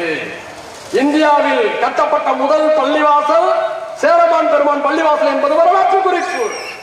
சேர சோழ பாண்டிய மன்னர்கள், சேதுபதி மன்னர்கள் என்று முஸ்லிம்கள், இந்துக்கள், கிறிஸ்தவர்கள், தலித்துகள் என்று எல்லோருமே ஒற்றுமையாக வாழ்ந்த இந்த மண்ணை கபலீகரம் செய்ய முயலுகின்ற பொழுது அதை தகர்த்தெறியக்கூடிய கடமை நமக்கு இருக்கிறது என்பதைத்தான் இந்த பொதுக்கூட்டத்தின் வாயிலாக நாம் சொல்ல விரும்புகின்றோம். அடுத்து ஒரு விஷயத்தை சொல்லி நிறைவு செய்ய விரும்புகின்றேன். ஒரு இனத்தை அழிக்க வேண்டும் என்று சொன்னால் அந்த இனத்தின் மொழியை அழிக்க வேண்டும். அந்த மொழியை அழிக்க வேண்டும் என்று சொன்னால் தந்திரமாக அதை அமல்படுத்த வேண்டும் என்ற நோக்கோடு ஒன்றிய அரசு இந்தி திணிப்பை தமிழ்நாட்டின் மீது திணிக்க முயல்கிறது. மிகப்பெரிய அபாயகரமான சூழ்ச்சி இருக்கிறது. முதலில் இந்தி என்று சொல்வார்கள், பின்னால் சமஸ்கிருதம் என்று சொல்வார்கள் என்பதற்கு உதாரணம் அவர்களுடைய செயல்களின் வழியாகவே இருக்கிறது. முன்பெல்லாம் சிபிஎஸ்இ பள்ளிக்கூடத்துல இந்த மட்டும் முக்கியமான விஷயம் புரிஞ்சுக்கிடுங்க, நிறைவு செஞ்சிருவோம். சிபிஎஸ்இ பள்ளிக்கூடங்கள்ல 2016க்கு முன்பாக யாரும் மூன்றாவது மொழியாக எந்த மொழியை வேண்டும் என்றாலும் படிக்கலாம் என்று இருந்தது. 2016ல பாஜக அரசுல மனிதவள மேம்பாட்டுத்துறையின் சார்பில் ஒரு சுற்றறிக்கை அனுப்பியிருக்காங்க. எப்படி தெரியுமா? இந்தி, நல்லா புரிஞ்சுக்கிடுங்க, தமிழ்நாட்டில் அல்ல, இந்தி பேசக்கூடிய மாநிலங்களில் மூன்றாவது மொழியாக நீங்கள் விரும்பக்கூடிய மாண்டரின், பிரெஞ்சு, ஜெர்மனி, இன்னும் பல மொழிகளை எல்லாம் படிக்கக்கூடாது, மூன்றாவது மொழியாக இந்தியை தான் படிக்க வேண்டும் என்று சுற்றறிக்கை அனுப்பியிருக்கிறார்கள். எங்கே? இந்தி பேசும் மாநிலங்கள். அப்ப தமிழ்நாடு இந்தி பேசாத மாநிலம். இங்க என்ன செய்யலாம்? இந்தி பேசாத மாநிலங்களில் மூன்றாவது மொழியாக இந்தியை படிக்க வேண்டும் என்று சொல்கிறார்கள். இந்தி பேசாத மாநிலங்களில் நீங்கள் விருப்பப்படி உங்கள் மொழிகளை படிக்க முடியாது, மாறாக சமஸ்கிருதத்தான் படிக்க வேண்டும் என்று சுற்றறிக்கை அனுப்பியிருக்கிறார்கள். இந்த சூழ்ச்சியை கண்ட பிறகுதான் நாம் உஷாராகிறோம். ஏனென்று சொன்னால் இந்தியாவில் இந்தி மொழி 56 மாநில மொழிகளை வென்றிருக்கிறது. நீங்களா கல்ஃப்ல வடகிழக்கு போறவங்க பல பேருக்கு மலையாளம் தெரியும். தமிழுக்கு ஓரளவு ஒத்து வரக்கூடிய ஒரு மொழியான மலையாளம். அந்த மலையாளத்தில் சமஸ்கிருதத்தை எடுத்துகளை திட்டமிட்டு புகுத்திய காரணத்தினால் எங்களுடைய மலையாள மொழி தன்னுடைய தனித்தன்மை இழந்திருக்கிறது என்று மலையாள இலக்கியவாதிகள் குற்றம் சுமத்துகிறார்கள். ராஜஸ்தானி மொழியை ராஜஸ்தானிலே கொண்டு அடித்த மொழி இந்தி, உத்தரப்பிரதேசத்திலே போஜ்பூரி மொழியை உள்ளே நுழைந்து அடித்த மொழி இந்தி, பீகாரிலே உள்ளே நுழைந்து பீகாரி மொழியை அடித்த மொழி இந்தி, உத்தரகாண்ட் மொழியை அடித்த மொழி இந்தி. இப்படிப்பட்ட அபாயகரமான சூழ்நிலை கருத்தில் கொண்டுதான் தமிழ்நாட்டில வலுக்கட்டாயமாக இந்தி திணிப்பை ஏற்க மாட்டோம் என்ற முழக்கத்தை நாம் எல்லோரும் முன்வைக்கின்றோம். கூடுதலாக இன்னொரு வேலையை என்ன செஞ்சான்னு சொன்னோம்னா தொகுதி குறைப்பு. இது ஒரு பெரிய சூழ்ச்சி. பாருங்க, அன்னைக்கு நம்ம வீடுகள் எல்லாம் குறைந்தது 5 பிள்ளைகள் இருப்பாங்களா இல்லையா? குறைந்தது 5 பிள்ளைகள். என்ன பண்ணீங்க? நிறைய பிள்ளை பெற்றுக்கிடாதீங்க, குடும்ப கட்டுப்பாடு தேவைன்னு சொன்னீங்க. வட இந்தியாவில் இன்று வரை எவனுமே கேட்கறது இல்லை. நீங்க நல்லா பாத்தீங்க சொன்னா உத்தரப்பிரதேசத்துக்கு போங்க, பீகாருக்கு போங்க, பெரும்பாலும் சின்ன காரை இருக்காது, எல்லாம் வேணுதான் வச்சிருப்பான். ஏன் தெரியுமா? அவன் குடும்பத்தை ஏத்துறா இருந்தா சின்ன காரை ஏற்ற முடியாது, பெரிய வேலை தான் ஏற்ற முடியும். அந்த அளவுக்கு இன்றும் 5, 10 என்று குழந்தைகளை பெற்றுக் கொள்கிறார்கள். அவருடைய விருப்ப நாளை பற்றி நாம் சிறுமைப்படுத்திவிடக் கூடாது. ஆனால் ஒன்றிய அரசு கொண்டு வந்த குடும்ப கட்டுப்பாட்டு திட்டத்தை தென்னிந்தியா பின்பற்றியது. குறிப்பாக தமிழ்நாட்டில 7 பிள்ளை 8 பிள்ளை என்றெல்லாம் பெற்றுக்கிட்டு அது 4, 5 பிள்ளையா மாறிடுச்சு. குடும்ப கட்டுப்பாடு அதிகமாக பரப்புரைகள் வேகமாக 3 குழந்தையாக குறைஞ்சிச்சு. அப்புறம் 2 குழந்தையாக குறைக்க ஆரம்பிச்சிருச்சு. 2 என்பது பெரிய சுமை என்ற அளவுக்கு மனவியலை தாக்கத்தை ஏற்படுத்தி 1 குழந்தை என்றார்கள். ஒரு கட்டத்துல பஸ் எழுத ஆரம்பிச்சான், நாமே குழந்தை நமக்கே குழந்தை எழுத ஆரம்பிச்சான். ஏண்டா இது நீ தமிழ்நாட்டில் எழுத உத்தரப்பிரதேசம் எழுத மாட்டேன், இங்க தமிழ்நாட்டில் எழுதுவேன், பீகார் எழுத மாட்டேன், நாமே குழந்தை நமக்கே குழந்தைட்டாங்க. இன்னைக்கு என்ன ஆயிடுச்சு? பரவலாக தமிழ்நாட்டில் எல்லா ஜாதிலையும் எல்லா மதத்திலையும் 1 குழந்தை 2 குழந்தை ஆகி போயிடுச்சு. இப்ப என்ன செய்யறா? நம்ம குரல் இப்ப நெரிக்கிறான். என்ன சொல்ல வரான்? மக்கள் தொகை அடிப்படையில் தான் நாடாளுமன்ற தொகுதியில் உருவாக்கணும். தமிழ்நாட்டில் குழந்தை கட்டுப்பாடு திட்டத்தின் காரணமாக மக்கள் தொகை குறைஞ்சி போயிடுச்சு.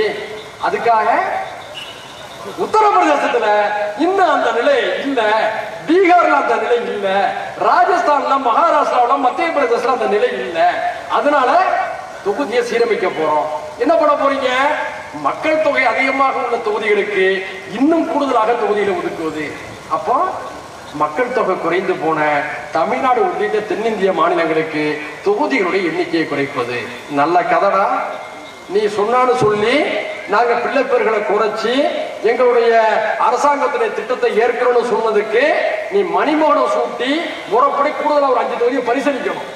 ஆனா என்ன ஆயிடுச்சுன்னா இருக்கிற 39 தொகுதியை 8 தொகுதியை காலி பண்ணக்கூடிய சூழ்ச்சியை கொண்டு வந்தவர்தான் நம்முடைய முதல்வர்கள் எதிர்ப்பு தெரிவிச்சிட்டார். சந்திரபாபு நாயுடு அவர்கள் எதிர்ப்பு தெரிவிச்சிட்டார். ஏண்டா ஒரு திட்டத்தை செயல்படுத்தியதுக்கு தண்டனை தான் தொகுதி குறைப்பா? இப்ப என்ன தெரியுமா திட்டம்?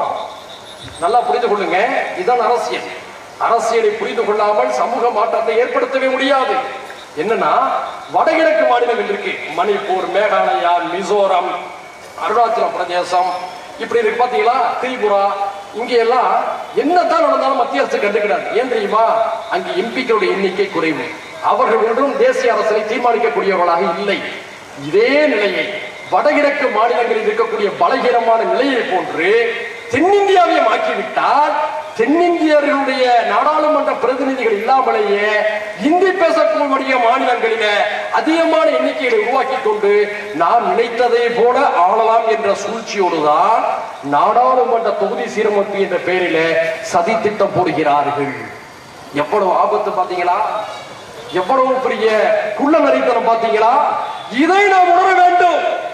அதற்கு மனிதநேய ஜனநாயக கட்சி ஒரு மாற்று திட்டத்தை வைக்கிறது. மக்கள் தொகை அடிப்படையில் நீங்க தொகுதிகளை பிரிக்க கூடாது. பிரிச்சா என்ன ஆயிடும்? 39 தமிழ்நாட்டில் இருக்கிறத நீங்க 30 31 ஆக்கிடுவீங்க. உத்தரப்பிரதேசத்துல 80 இருக்கிறத நீங்க 100 உயர்த்துவீங்க. அதுக்கு பதிலாக நாம் என்ன சொல்றோம்னா, இந்தியா முழுக்க மொத்தமாக 3 சட்டமன்ற தொகுதிகளுக்கு ஒரு நாடாளுமன்ற உறுப்பினர் கொண்டு வர வேண்டும். என்ன சேர புரிஞ்சா? 3 சட்டமன்ற உறுப்பினர்களுக்கு ஒரு நாடாளுமன்ற உறுப்பினர் கொண்டு வந்தா யாருக்கு எந்த பாதிப்பும் இருக்காது. இதுதான் மனிதநேய ஜனநாயக கட்சி வைக்கக்கூடிய மாற்று தீர்வு. மக்கள் தொகை அடிப்படையில் என்று சொன்னால் பேராபத்து வந்துவிடும். இப்போது மிகப்பெரிய திட்டங்களோடு RSS பாஜகவும் புறப்பட்டிருக்கு. என்னன்னா,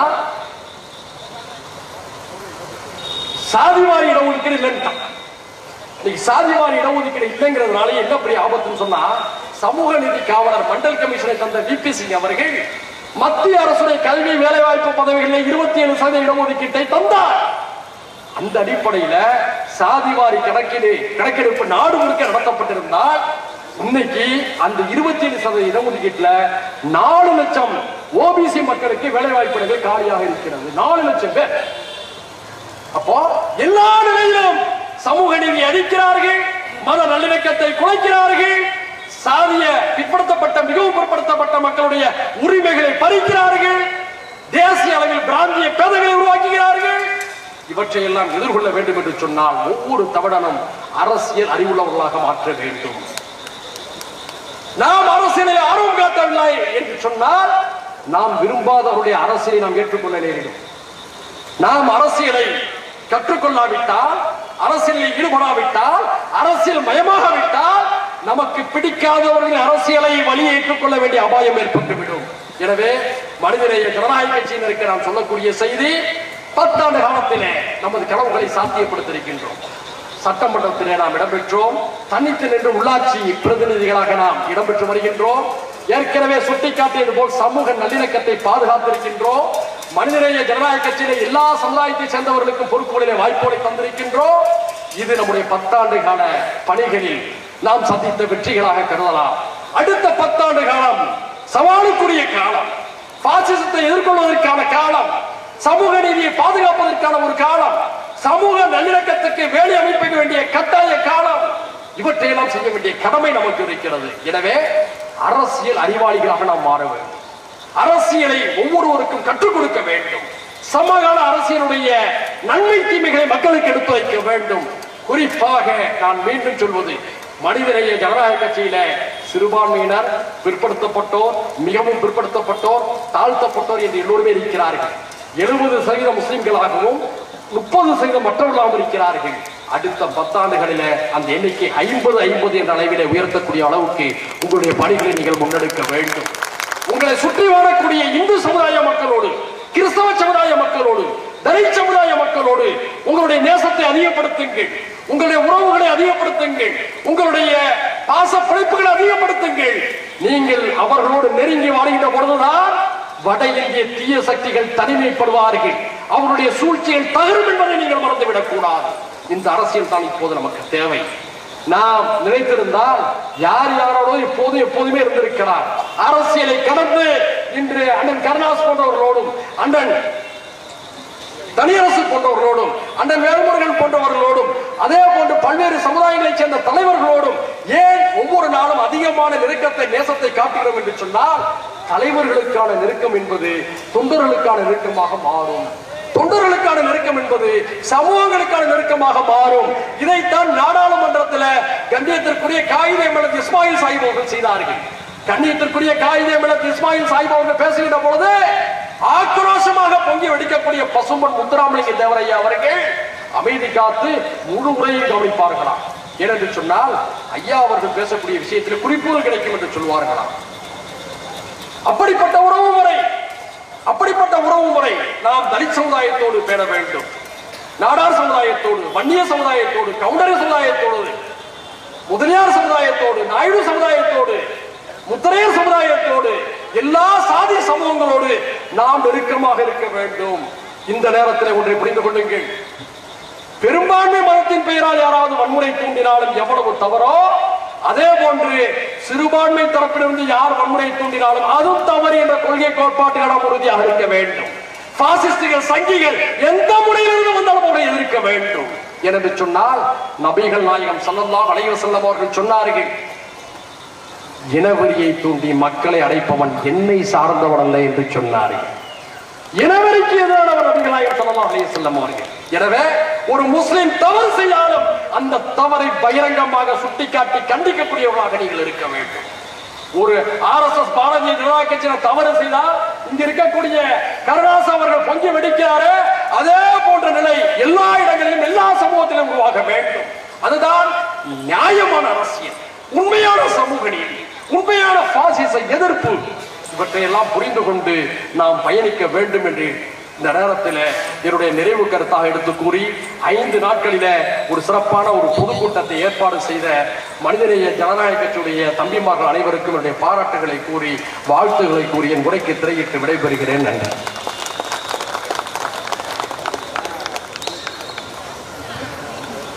அண்ணன் அவர்களுக்கு நன்றியை தெரிவித்துக் கொள்கிறோம். அடுத்தபடியாக ஒரு முக்கிய அறிவிப்பு. நமது ஊர் NMJ பொதுநல மருத்துவமனையின் சார்பாக உயிர் காக்கும் மாத்திரை, அதாவது இங்க பக்கத்துல ஸ்டால் வச்சு கொடுத்துக்கிட்டு இருக்காங்க, இதய நோய்க்கான அவசர மாத்திரைகள். அது நம்ம உயிரை, அந்த ஹார்ட் அட்டாக் வர டயத்தில் அந்த மாத்திரைகள் போட்டா அடுத்த மருத்துவமனை ஒரு 3 மணி நேரம் வரை நம்மளை பாதுகாத்துக் கொள்ளலாம் என்பதனால அந்த கிட்ட டாக்டர் முகமது நசீம் சார்பாக இலவசமாக கொடுத்துக்கிட்டு இருக்காங்க. தேவைப்படுபவர்கள் வாங்கிக்கலாம். அடுத்தபடியாக கோஷம் மலரட்டும் மலரட்டும் மலரட்டும் மலரட்டும் மனிதநேயம் மலரட்டும் வெல்லட்டும் வெல்லட்டும் சமூக நீதி வெல்லட்டும் மனிதநேய ஜனநாயக கட்சி சேவை அரசியலின் மனசாட்சி மனிதநேய ஜனநாயக கட்சி சேவை அரசியலின் மனசாட்சி மலரட்டும் மலரட்டும் மனிதநேயம் மலரட்டும் சமூக நீதி வெல்லட்டும் மனிதநேய ஜனநாயக கட்சி சேவை அரசியலின் மனசாட்சி.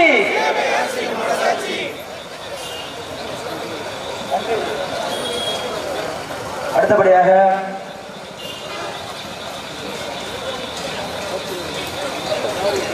மனிதநேய ஜனநாயக கட்சியின் தஞ்சை தெற்கு மாவட்டம் அதிராம்பட்டினத்தில் இந்த முப்பெரும் விழாவிற்கு வருகை தந்து சிறப்பித்த எங்கள் கட்சியின் தலைவர் அண்ணன் தமிமுன் அன்சாரி அவர்களுக்கும், எங்களின் அழைப்பை ஏற்று உடனடியாக வந்து எங்களுக்கு ஒரு சிறப்பான உரையை ஆற்றிய எங்களது மாமா கருணாஸ் அவர்களுக்கும், மற்றும் அதிரை மண்ணின் மைந்தன் அண்ணன் அண்ணா சிங்காரவேலு அவர்களுக்கும், எங்களது அழைப்பை ஏற்று வந்து வாழ்த்துரைத்த மாண்புமிகு நாடாளுமன்ற உறுப்பினர் முரசொலி அவர்களுக்கும், மற்றும் எங்களது அழைப்பை ஏற்று வருகை தந்த பொதுமக்கள் மற்றும் எங்கள் கட்சியின் மாவட்ட நிர்வாகிகள், மாநில நிர்வாகிகள், எங்கள் பொதுக்கூட்டத்திற்கு இவ்வளவு நேரம் பாதுகாப்பு தந்த காவல்துறை அதிகாரிகள் மற்றும் உளவுத்துறை அதிகாரிகள் அனைவருக்கும் எங்கள் கட்சியின் சார்பாகவும் மனிதநேய ஜனநாயக கட்சியின் சார்பாக நன்றிகளையும் வாழ்த்துக்களையும் தெரிவித்துக் கொள்கிறோம். அஸ்ஸலாமு அலைக்கும் வரஹ்மத்துல்லாஹி தஆலா வபரகாத்துஹு.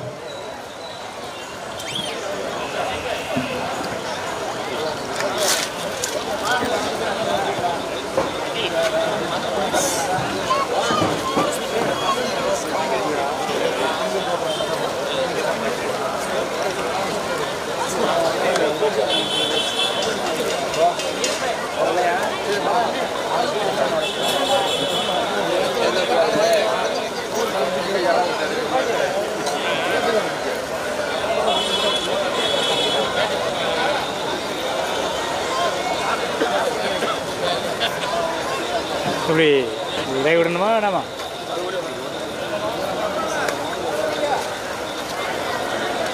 ஆண்டவர் இதெல்லாம்